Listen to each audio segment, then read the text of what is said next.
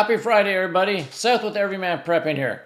And before we get into the North Korean new nuclear weapon threat they have and the NATO training, huge exercise going on, let's go back and talk about this Iran-Pakistan thing. As you know, the last few days, both on here and on X, I've been telling you, don't worry about it. Nothing's going to happen. It's not going to spiral out of control. It was basically a tit for tat. Iran, bombed some militants. Then Pakistan bombed some militants back within Iran. You heard people all over YouTube and elsewhere saying, oh, this is going to spiral out of control. It's another war. These two people, Iran's attacking a nuclear nation. Look out, Armageddon. I was trying to calm everybody down because I knew it was going to be nothing. It was nothing burger, and I was right. They're back to full diplomatic relations. They're both basically back on allies, friendly terms. The ambassadors are back. It's all back to normal, kind of like I told you it was going to be. And as I knew it would be, because they're both basically allies of Russia and China. And they're not going to let Pakistan and Iran mess up things going on.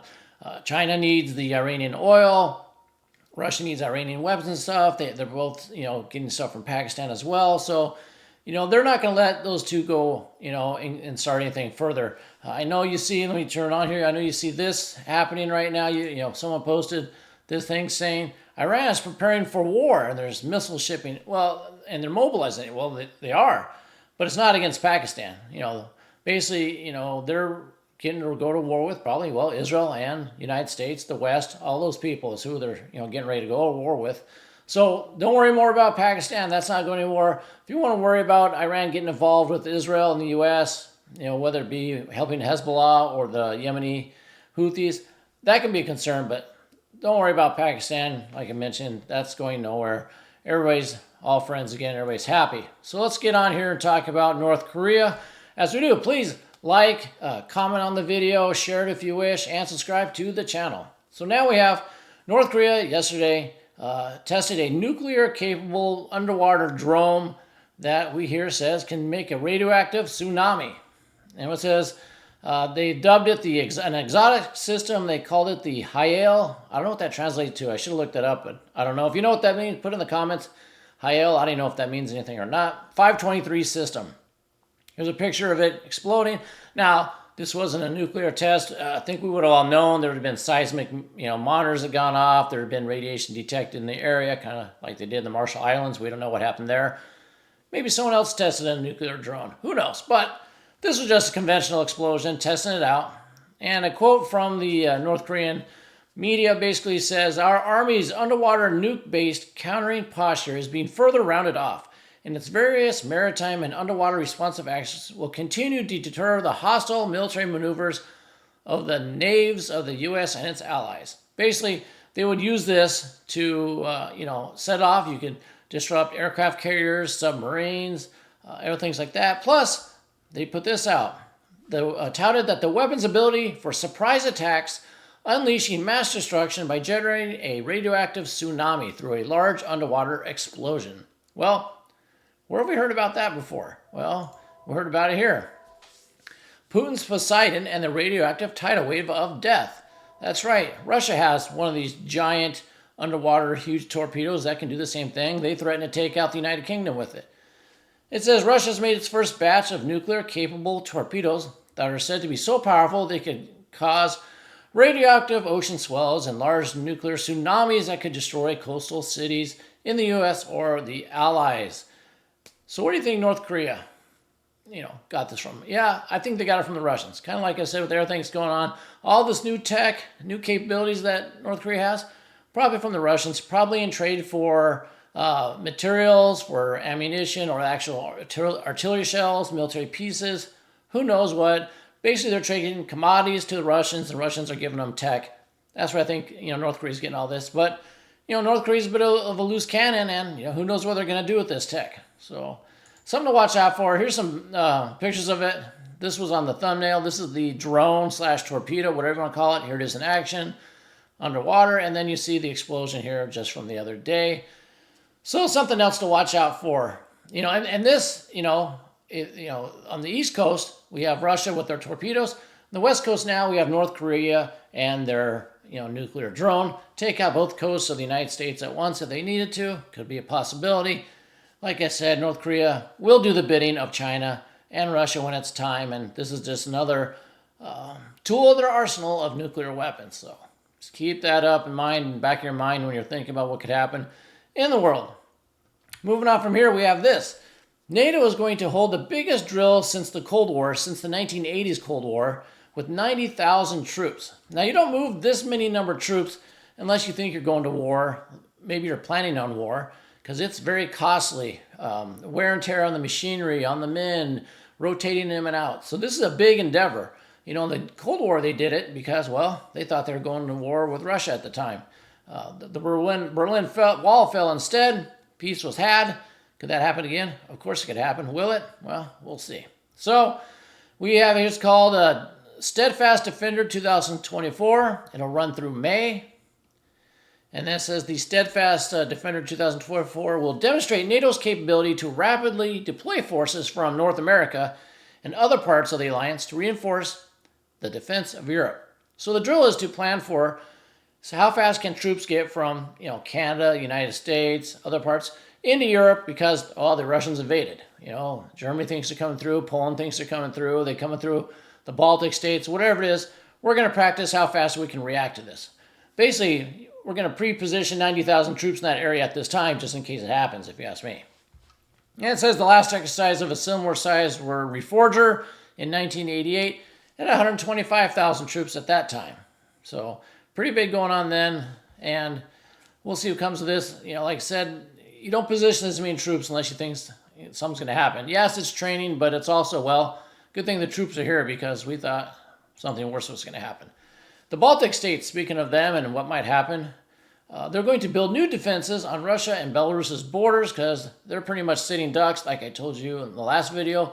Lithuania, it's not the Suwalki Gap, it's Lithuania that, the trains and the roads supplying Kaliningrad go through from Belarus. So I think Lithuania is going to be your first target, so they need to, do something so they don't just get steamrolled. So the three Baltic states on Friday agreed to build new defenses on their borders with Belarus and Russia, given the security concerns in the region over Russia's invasion of Ukraine.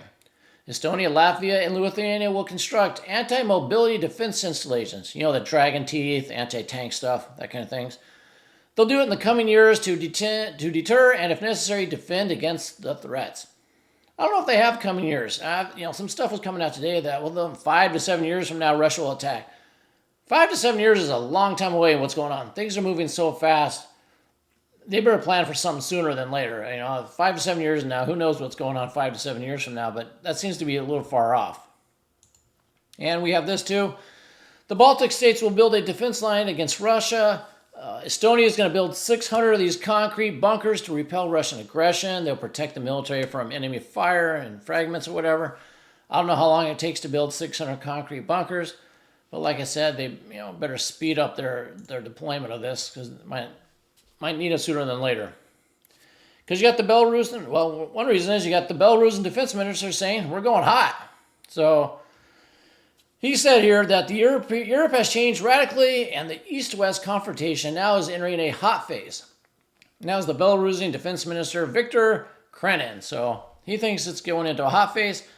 And Estonia and Lithuania are saying, we better get ready because they're coming our way. Then we have this. This is in Israel. We had the first time that the city of Haifa was attacked with missiles. So this is see if I can turn this on for you. This is a missile interceptor going up, rocket attack into Haifa, first time.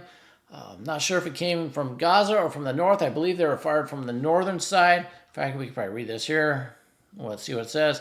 The border of Lebanon towards the city. So yeah, they came up from Lebanon up there. And in fact, we have some more pictures here to look at. So Hezbollah, Lebanon, attacking the north, not slowing down at all. In fact, there's people within the Israeli government saying we need to go to war with Hezbollah now, otherwise people can't return to their homes in the north. So there's a lot of pressure to go to war with Hezbollah, to defeat them, so Israel can feel that they have a security zone back there. So look for that to escalate. It's not over, not done by imagination. Also, I saw a recent map, I don't have it here for you, but a recent map showing that Israel has lost a lot of the control of the northern Gaza, where, the Hamas has re-infiltrated, probably back through tunnels that weren't destroyed, into the north part and are kind of coming behind Israel and attacking them from the rear. So they need to get a control of that before that spirals out, and then you have this Hezbollah thing happening. So, plus, we also have Netanyahu came out and said, we're not doing a two-state solution. We're not doing a Palestinian state. Israel's going to control from the river to the sea. We're controlling it all. That's his stance. United States, a lot of other countries like, oh, hold on there, Netanyahu. You can't, what are you doing?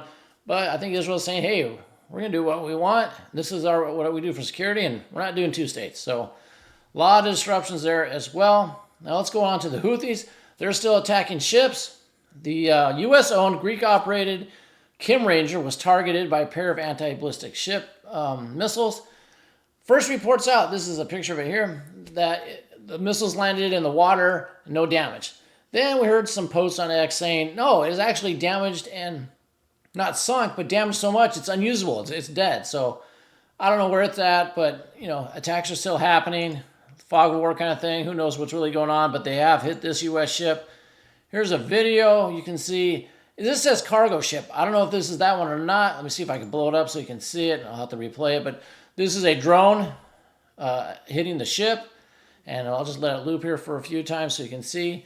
When these drones hit, these ships are huge. They don't put holes in them. They're not sinking. They're probably needing multiple hits, maybe a missile, but it's going to damage it. You got to get this thing repaired, I imagine, before you can float it back out there and load it with more cargo. I don't know, but attacks are going on. Houthis are not persuaded to stop at all, even though you have this. Several U.S. Navy F-18s are out there, the Super Hornets. They're hitting more targets today. They said that they hit 3 to 6 more missile launch sites before they could launch and to stop further attacks. I don't know if the Yemenis, the Houthis, are learning from this, saying, hey, when we put these on when we put these missiles on, ready to launch it, they're getting hit within 20 minutes, so we got to be faster. We got to put decoys out. I don't know, but doesn't seem to be slowing them. But U.S. is ramping up their attacks. The president was out today saying we're going to continue. Kind of weird. He said it's not doing much, but we're going to continue hitting them and blowing up their stuff. So that is continuing to go on. Look for more Red Sea attacks. Shipping's already. The costs have already skyrocketed, all that. And let's look at this here. Oh, yeah, this is a good one. So there was a oil refinery plant, a fuel refinery plant over in St. Petersburg. It was hit by a drone and set on fire. It could be still burning right now as I'm doing this video, but that was 800 kilometers from Ukraine they hit. St. Petersburg now. Ukraine's been stepping up their drones, hitting all kinds of places within Russia. All along the eastern side of Russia has been hit, whether it's Belgorod, here in St. Petersburg, flying a drone over Putin's house, wherever that was, everything. So I don't know how much longer Russia can really take all this stuff happening before they just go full on into Ukraine and put an end to it. Some people are out there today saying, well, 2024, we don't expect the lines to change. We expect basically a stalemate for a whole year, and then maybe, Russia will do something. And there's others saying, well, the Russians are going to attack this spring and summer and try to finish it off. If they wait a whole year, if this stalemate goes on for a year, if the meat grinder goes on for a year here, I don't know if Ukraine can take it. I don't know if they'll run out of personnel. I can't see a whole year of nothing happening. That seems a little off. Put what you think down below if you think they can go a year without the lines changing much. I think one side or the other has to go. Either we start seeing Ukraine's side giving in, going for a surrender peace deal, or we see Russia really trying to end this thing before the next winter hits. We shall see. And lastly, we have this. Ready Player One is going to start February 2nd. Some of you, hopefully a lot of you have seen it. It's a pretty interesting, good movie. It's a dystopian movie. Basically, everybody is so depressed in society. It's such a horrible life that you got to put on your virtual reality goggles and your suit, and you live in the virtual world because the real world is so horrible for most people. Poverty, health, all that stuff. So, the Apple Vision Pro headset, virtual reality world's coming out February 2nd. That's when Ready Player One basically starts. It's $3,500 if you can afford it for the base model, as CNBC puts out here. And we'll play a little YouTube video on YouTube here so you can kind of see what they're getting at here. You can see they want you to put this headset on in your living area, kind of like the little domicile in Ready Player One, and you can go through here and you do your online reading in the LA Times here, and then you're using your hands and your you call it the menus. You'll see a minute. She's going to get up here. They don't want you to take these off because you see that there's a cable, goes to a battery pack in your pocket. So, keep them on all the time. Just walk around your house, do some other stuff. You're going to make a phone call here in a minute. Someone calls and like, oh, let me talk to these people. They basically want you to live with these things on all the time. I saw another video where, guy's going from room to room in his house doing stuff, looking through the goggles the whole time, never takes them off. So, like I said, was that life imitating art where basically it's going to be Ready Player One time. So I think after that happens, pretty much it's time to end it all. That's why some people you see out there saying, that CME or EMP might all now be a bad thing to kind of reset this technology thing. So think about that. What do you think about that? Put in your comments below. What do you think about that? Is technology gone too far? Do we kind of need to, reset that and start back over with actually, as the kids say these days, go out and touch grass? So let me know in the comments below. And until next time, keep your ear to the ground, head on a swivel.